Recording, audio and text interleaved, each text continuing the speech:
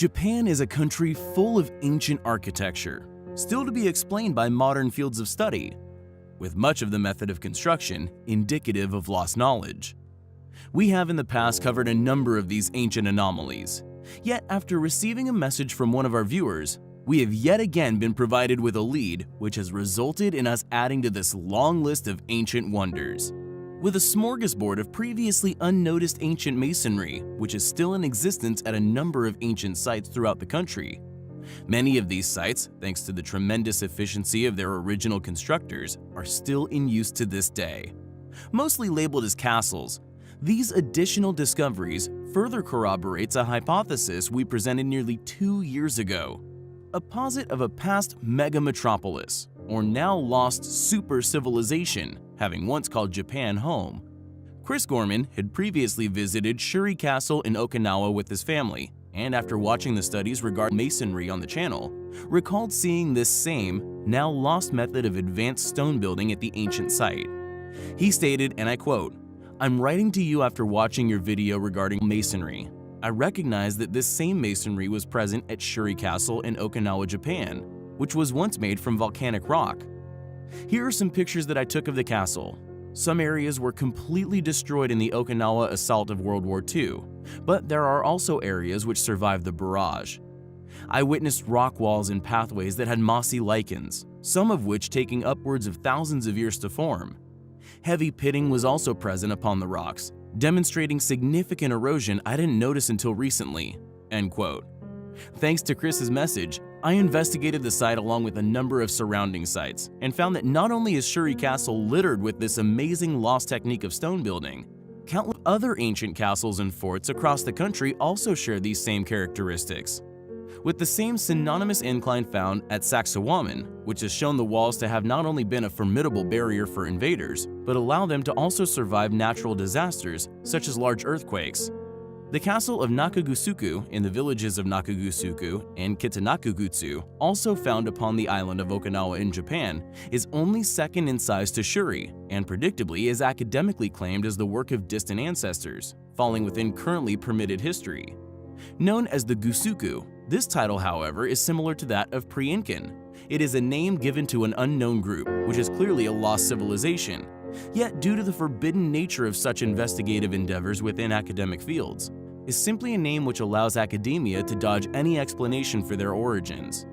Gusuku often refers to the castles or fortresses of the Ryukyu archipelago, which we have now realized are all remnants of a past highly capable, technologically advanced lost civilization, with the origins of which among those who have the courage to study such unexplainable ruins remains a controversial subject, one forbidden by funded institutional individuals from discussing.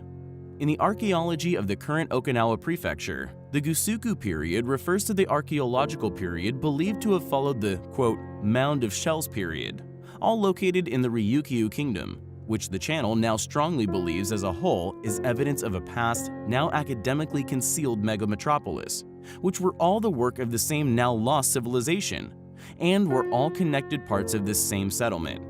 Regardless of their controversial nature, many Gusuku ruins of the Okinawa island are fortunately listed as World Heritage Sites by UNESCO. Listed under the name of the Gusuku sites and associated cultural properties of Ryukyu Kingdom, they are undoubtedly highly compelling.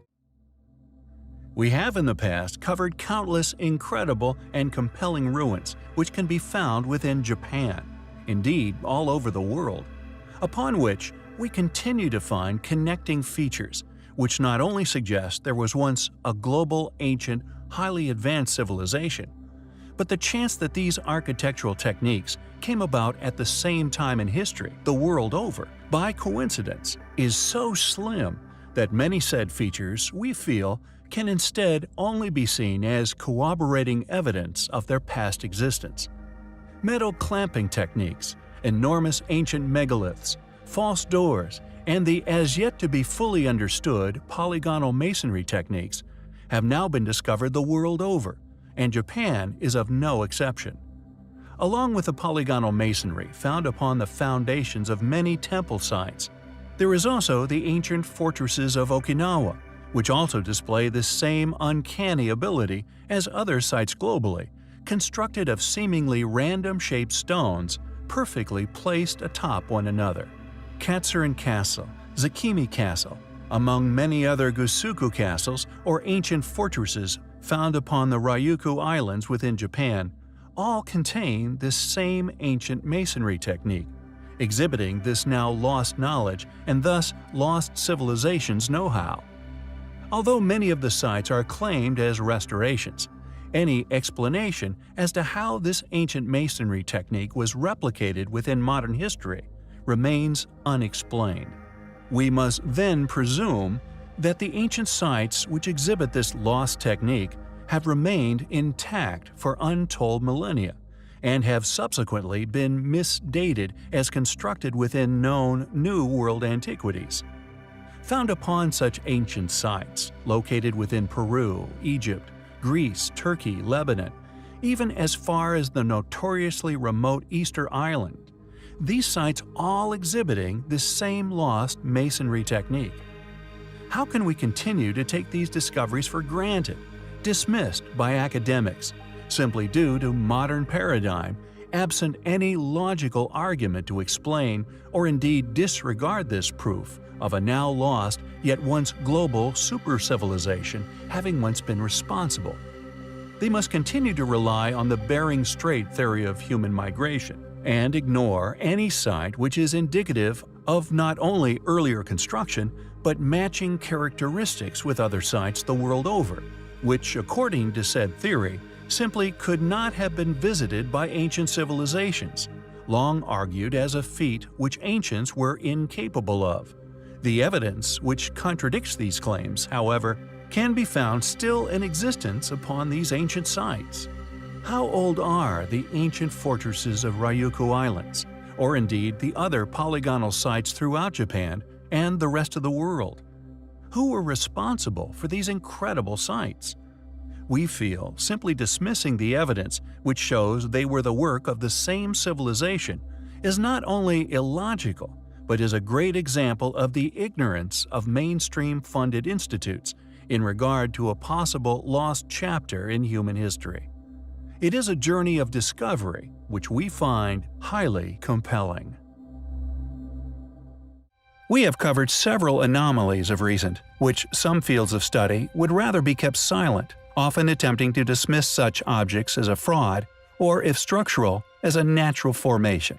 And our next topic is no exception.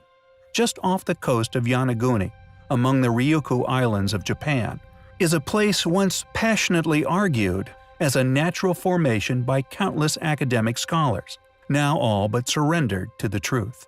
And once you are introduced to the sheer enormity of this city, you will begin to realize why some were so keen for the world to remain ignorant of this place.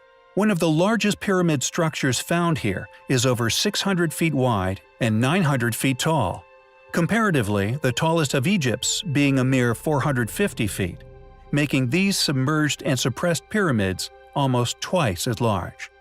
Due to the public debunking efforts experienced, the majority of the world's population have subsequently overlooked this place, this regardless of the exploratory dives made upon the buildings.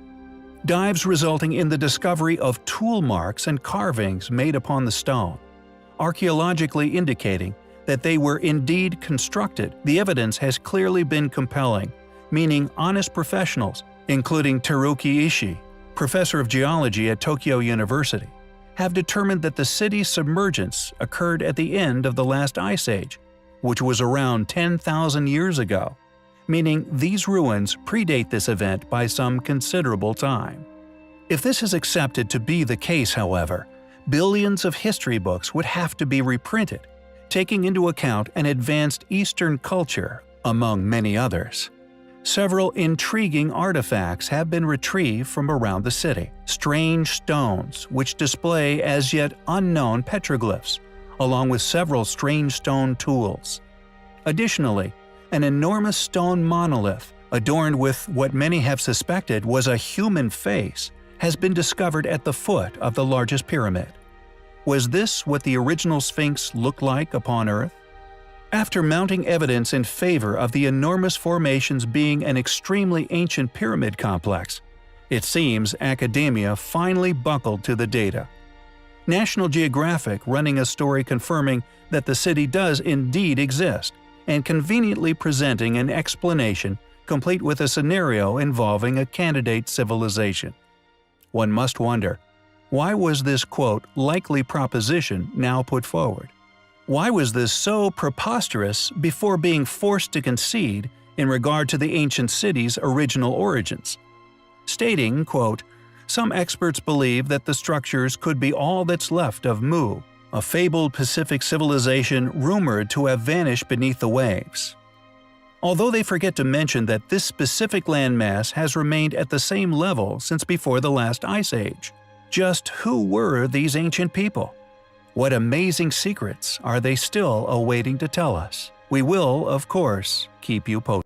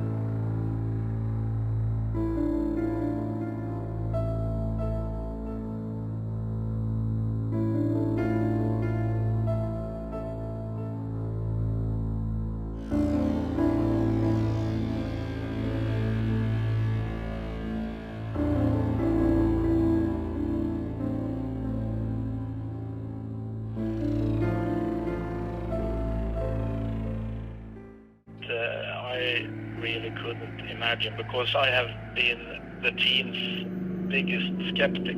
I was kind of prepared of finding just a stone. For me, it has been an amazing experience, I must say.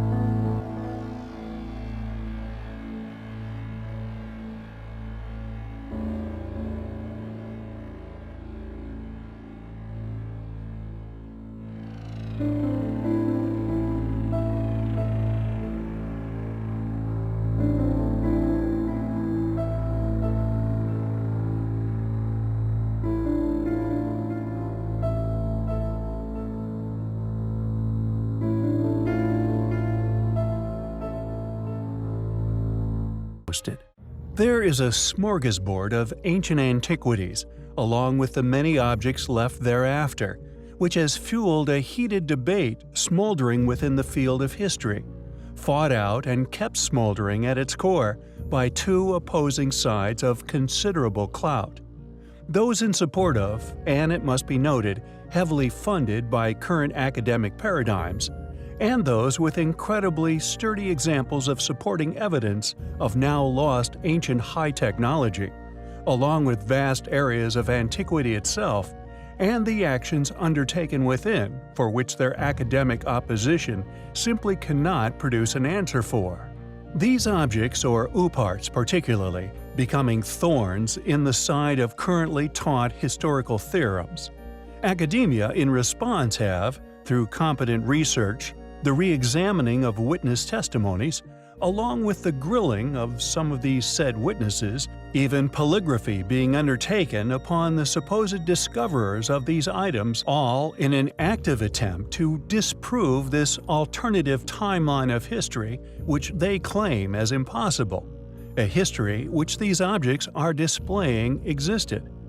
Remarkable relics, easily identifiable as human implements, have been found in nearly every place you wouldn't expect to find them. Artifacts liberated during mining activities, found in Jurassic strata, the wedge of Awad found deep in prehistoric sediments, or a doll, machine pumped from depths untouched, or more importantly, undisturbed for many millions of years. Entombed, these remarkable things, just waiting for modern man to again show them the light of day.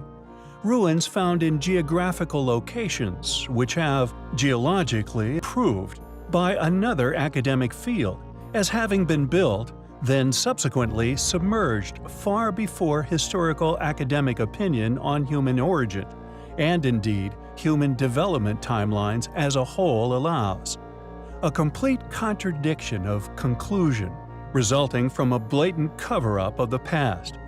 Additionally, these mentioned items, we believe, are likely a mere handful of examples found over the years, such as the iron mask we recently covered found deep within a coal mine by the lady who came forward with images and the testimony after her father, the finder of the artifact's passing, having kept his find secret.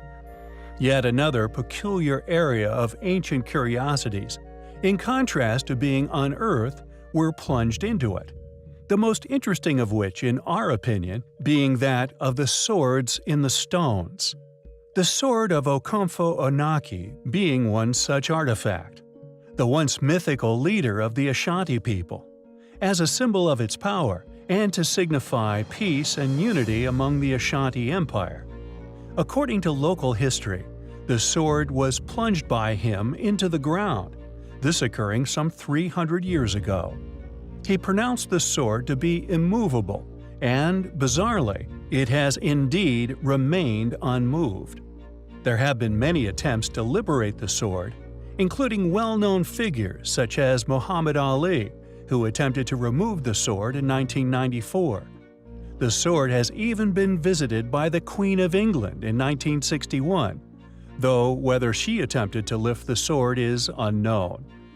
History is full of mysterious anomalies which simply cannot be explained, the sword of Okomfo being one of them, as of which it is an artifact we find highly compelling.